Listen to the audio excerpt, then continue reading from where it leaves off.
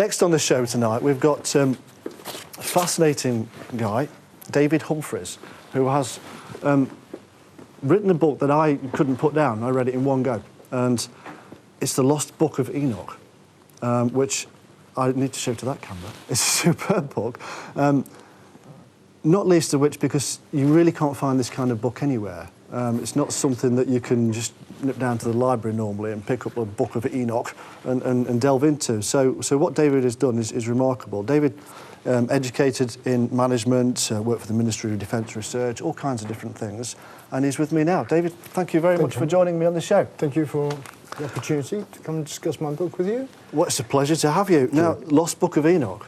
Yes. Who's Enoch and why is it important? Well, I came across Enoch whilst thumbing through the Bible some years ago. It was in the book, one of the letters of St. Jude, and he mentioned and quoted Enoch. And that got my interest going, because I couldn't find anything in the Bible initially as a book of Enoch, not in the Apocrypha.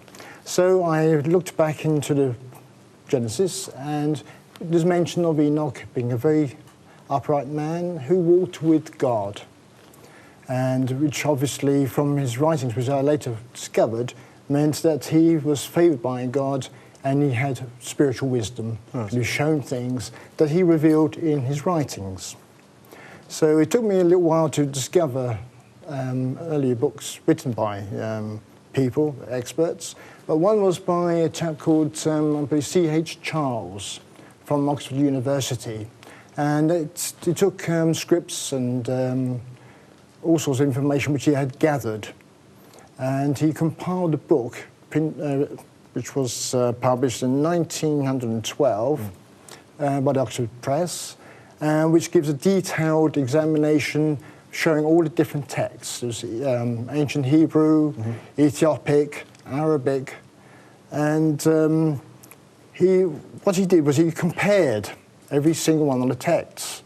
Now, for an only person like me, when you pick it up and you think, my gosh, you've got all this ancient writing down here, you know. But I was so enthused with it that I actually sat down and went through all the interpretations, bit by bit. And prayerfully, I must say, I managed to get it all down, and hence the book. So in the fashion of Enoch, thousands of years later, you've actually sat down and put back together what the guy wrote. Right. How long ago was it that Enoch... I started, it must have been in the late 1990s. Right, and Enoch was from? He was born in the 7th generation from Adam. Right, we can't date that specifically. Well, not really, no, but we could say that from the work in Genesis, that he lived for an incredible period of over 300 years. Right. So you imagine, hopefully he didn't have a lot of arthritis. So no. At the age of 300, I should think he must have been... taking the vitamin tablets. I should imagine yes, so, or some elixir. So, but, I mean, Enoch is used by various kind of mystics and magicians throughout time, people like Dr. John Dee with his Enochian magic and what have you. So what is it so special about what Enoch's written? The thing I found with Enoch was his writings was for the future, for future generation. The things he spoke about wouldn't have made sense in his day, or even 2,000 years, or even 600 years ago. He mentions through his work, through his scripture, that we must not interfere with the natural order of things. Now that wouldn't make any sense to anybody. So how can you interfere with the order of things? But today we're doing just that. To global warming, there's all sorts of things that are going wrong because through our world, we're now polluting our environment. So he was kind of one of the very first environmentalists. That's right. So his writing was for a future generation, and I felt this is our generation that we're in. And that's why you felt the need to do this? That's right. Right. So Enoch, was he a mystic? I think by virtue, as he said in the Bible, that he walked with God. That would mean that he would have spiritual communion guidance. With God. That's right. Very Gnostic. That's it. And as it states in his book, his travels throughout the heavens. I mean, the early church idea, quite often a lot of people think that heaven is if it's a place that does exist, and when you leave this earth, you'd be on top of a cloud playing with your harp or whatever instrument. But no, it made a realism. There was a real place. There were mountains and all sorts of things that he showed us.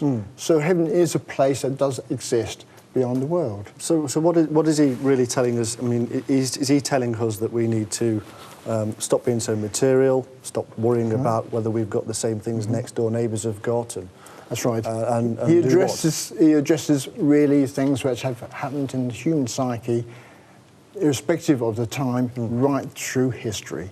This is one of the very first kind of psychologists that we're talking about. Yes, in a way. It's just saying, look, hang on a moment, look at what you're doing, how you are reacting to others. The rich, with all their wealth and the fine foods and wines, and they become haughty with it and some bombastic.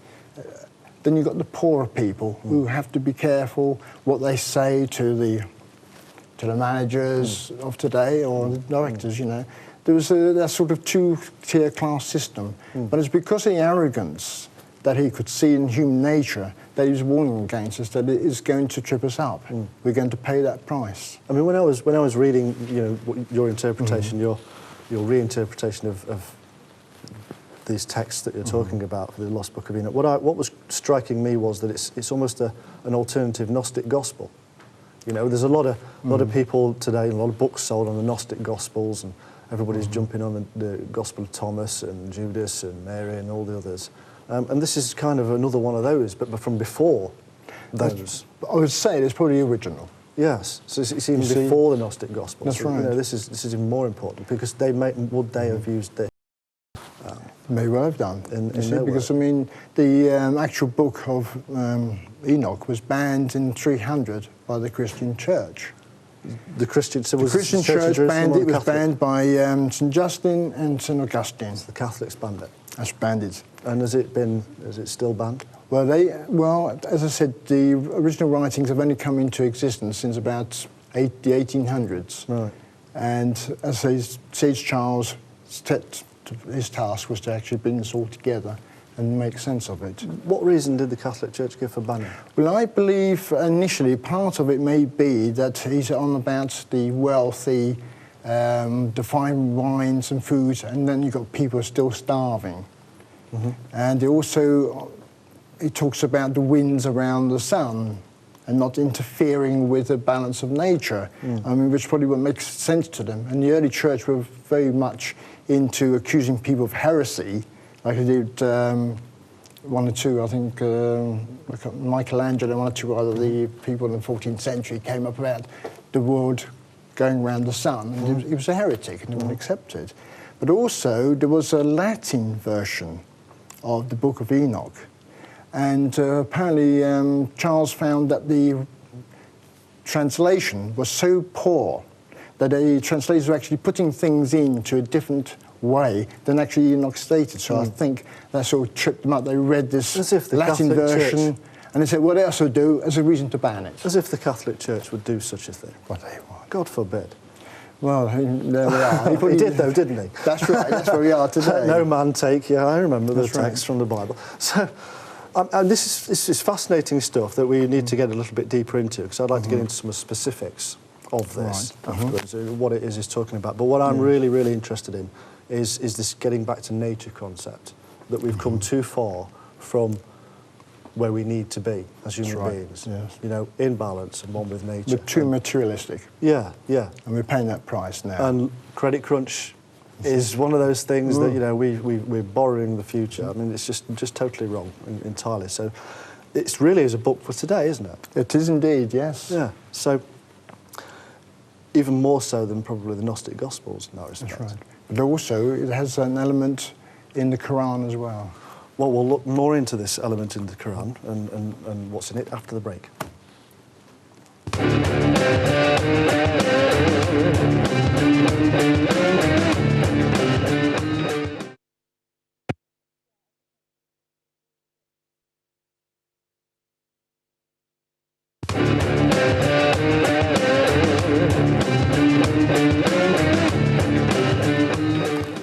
Hello and welcome back to Gardener's World, where we're discussing the Book of Enoch, written by my guest tonight, David Humphreys. Before the break, we were talking about you know, the fact that this book, the Lost Book of Enoch, is about nature. and is about how we need to get back to nature and not being so materialistic. That's right. In the world. You know, we're talking about the credit crunch that we've got because we're all going around getting all this money that we don't actually have to go and buy all these things that we think we need because we're fearful of whether the next door neighbour's got the decking and the car and the holiday. Keeping up with the Joneses. Keeping up with the Joneses. It's all led on fear, and that's the marketing man's role in life, which I know because that's what I used to do. So, you know, he's actually pointing out from a long, long time ago something that's extremely relevant to us today. And in that respect, as you said, it's during the break, you said to me, you know, this is a book for everybody. That's correct. Can you expand on that? Certainly. Well, a lot of people would say to me, he's just an old Jewish prophet. So what? If he was that important, why wasn't he in the Bible? Fair enough. But also, others would say, well, that's probably just a Christian Jewish book. What about the Hindus, the Muslims, the Sikhs? Well, I looked into the book of Quran, and there Enoch is mentioned, but he comes under the name of Idris, I-D-R-I-S, and that is mentioned twice in the Quran as being a saint, an upright man, and a holy man, a man who walked close to God, or Allah, as God is called. So Enoch's work embraces the whole of creation, every single human being, irrespective of what religion, class, creed, even if they don't even believe in God, they are still encompassed under the words of what Enoch has tried to put across to us.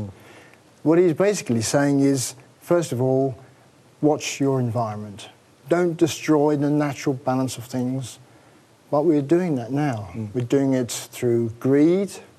We're doing it, some say, since the Industrial Revolution. But we have more and more driving. We've got bigger vehicles. We have more fuel. And he also mentions that we're going to start losing some of our materials. Gold, tin. Tin's no longer mined anymore. But there's we're running out of oil. We'll be running out of gas. These are all things that he mentioned thousands of years ago, which is now coming to fruition today, which is one of the reasons why we can see how important Enoch is in our present generation. Well, as I say, you know, the planets we just accept as going around particular courses. We say occasionally, oh, the sunspots are getting bright and the heat's coming to the world, you know, and it's going to upset the systems.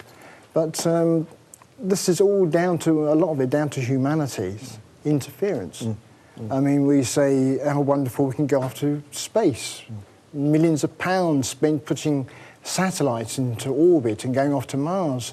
But when you think of the immense energy and heat coming from those missiles and rockets going right through the stratosphere, it's got to make some effect, isn't it, over a period of time? We only hear of the large projects, but there's a lot of smaller projects going off all the time. Aircraft. We're getting more and more aircraft. OK, they say we were supposed to be cutting back on it, to cut back on fuel, but we're not.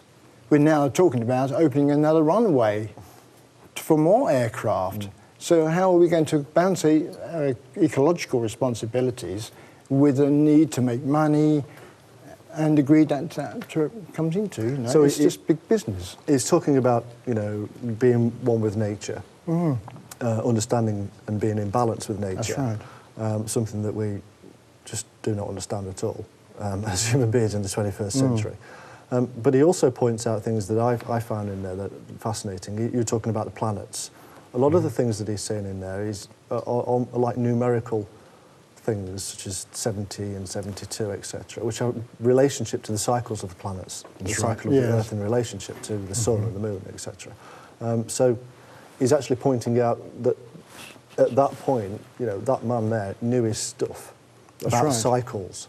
So to me, he's doing something that mystics and the people in the esoteric world have done for a long time, is uniting real physical as above with down below. He's getting the balance and the cycles and saying that we're one with all this. I find that fascinating in there. So, you know, where did Enoch get all this from? Well, this is purely, as we said, he walked close with God, so he was being... So you think he just got this purely and simply from being a mystic? He wasn't in any Egyptian schools of mystery religion? No, I think this is purely spiritual guidance. And because the world is close to the spiritual cycle, that people have lost their way, they lost their spiritual roots, if you like, because we're so materialistic on how much money we can make. And people say, you know, I've got so many millions of pounds I put away. But when they die, what's it? There's nothing to them. They've wasted all that time grabbing money when they could be a much better life, you know, respecting nature, around being in tune with nature, being in tune with the environment. It's so important, and that's what we're losing. We become so materialistic, we've got ourselves locked up into this little groove, this little abyss, if you like. Until we get out of it, we're just going to get ourselves further and further into problems. And as you mentioned, the planets, we are entering into a period, I'm no zodiac or horoscope reader as such, but we're coming into an area which is known as the period of Aquarius.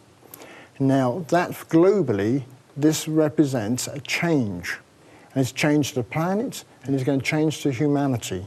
So we're looking for a lot of changes. Now, we've already seen the changes recently with the financial markets. All the things that the corruption is now being shown up. This is just the start of this whole period. And I feel that mankind has got to now decide to get away from this materialism, money gain and grabbing as much as they can, never mind about him, because the quality of life, there's no respect for life anymore. You know, we see it in the streets, the law and all that. People don't have any respect because they don't see there's a need for it. They don't care anymore. They're losing their spiritual reality, if you like, you know, within life itself. So it's a very complex life, but we're getting away from it. You know, we're getting ourselves bogged down on too much of what he's got and what she's got, and which is the next 4x4 I've got to buy because somebody else has got it for the child run, you know, it's this sort of thing. And he's addressed all this as Enoch, you know, he said, wake up, look what's going on. And he also states how we use Christ's name, he doesn't actually use Christ's name, but God's name as an everyday swear word. You know, I mean, what respect have we got for God if we're just going to use his name as though it's, you know, purely as a swear word, you know, it's just, it's wrong. We kind of devalued the thing that we came from. That's right, the very source. As the Muslims would put it, you know, that Allah is everything. That's devalued that, and now we value the stars of Hollywood. Yes, the stars. The gods. The gods of Hollywood, our new gods, which we must destroy if we want to get back to this place. If we want to survive, But I think does he not give us any guidance on how to cope with this? Because, you know, a lot of people out there watching this, and most of us in particular, from birth, we're forced onto the hamster's wheel. That's it. We're told that it's great, we all need to go and get all this credit to survive and to get the furniture and whatever else it is that we need. But then, before we awaken to that fact, we're already on the hamster's wheel. I think biblically, as Jesus turned around and to refer to many as the sheep. Yeah. And we are sheep without a shepherd because we don't want to have a shepherd, because to be in with the shepherd makes us a bit an odd bunch, the odd bods, you know. We don't have anything to do with them. They're not one of us. We don't party, we don't booze, we don't collect jewels and gold and all these wonderful things, you see. So it's they're like sheep because they follow each other. Yeah, but what do we, you know, the sheep that are now waking up and saying, I no longer wish to be part of this flock, what do I do? You have to look for the shepherd. And that's God. We've got to find our spiritual side. Which is what Enoch did. For the spiritual side, then we'll find our roots, where we should be heading. So the message here is to be like Enoch, to be a mystic, to be one with God. Look for God. Walk with the Lord. Yes. Is the message. That's right. And then we will whoever find you some perceive freedom. him to be, you know, your creator, he's your God, and he cares for us. Well, there's a love there. Yes, I find it fascinating that the fact that Enoch had actually used the maths and the ratios, which is in the book. You've got them there, and I'm going, oh, these are ratios and mathematics of the universe. That was almost the Rosicrucian ideal of, you know, getting the science of nature in order to reveal God. That's right. You know, whatever God is, whatever we want to believe God to be, it's the revelation to us in whichever way we can do that. Sacred mathematics, geometry, whatever that works. He'd used most of the ones that are now, you know, look at the bookshelves behind us. There's thousands and thousands of authors still grasping after what Enoch wrote an awful long time ago. Yes. And they all get back to the same thing eventually. But everything is based on mathematics, even in the spiritual realms. The trouble is people look for outer space and all these sort of aliens and stuff. The aliens are from within. Well, I'm glad you mentioned aliens, because, you know, Enoch's used by quite a lot of people for some strange reason as proof for aliens come to the planet. They've used Elijah, I think, with his church wheels and all sorts of things, you know, because it suits. You can take all sorts of things out of the Bible to suit yourself, to pop up your argument. But the trouble is people read the Bible but only see it from the physical, from the human point of view. They don't actually see what's within. And I'll give you a very good example, and that's when I talked about the age of Aquarius. Going back in the New Testament, just before the Last Supper, Jesus told his disciples to look for a man carrying a water pot, and he would lead him to the upper room. Now, lots of experts would say, oh, well, that was because it was a woman's job to carry water in those days. But that man signified the new age that Jesus had come to lead us to, and other prophets as well. Yeah. That was the age of Aquarius. That's right, the new house, the new mansion. That's it. Yeah. Yes. Yeah. It was the house of, you know, of the zodiac, isn't it?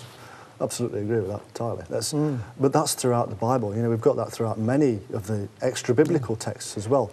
Things that relate us to the greater universe that we see above us, the great shining ones in the sky, and the nature that we've got on planet Earth. I mean, I quite like a guy called Paracelsus, who was a very, very interesting character, and you know, a doctor as well. And one of the things that he would tell his students is, you know, you don't need that book and you don't need that book. Everything that you need to learn is outside.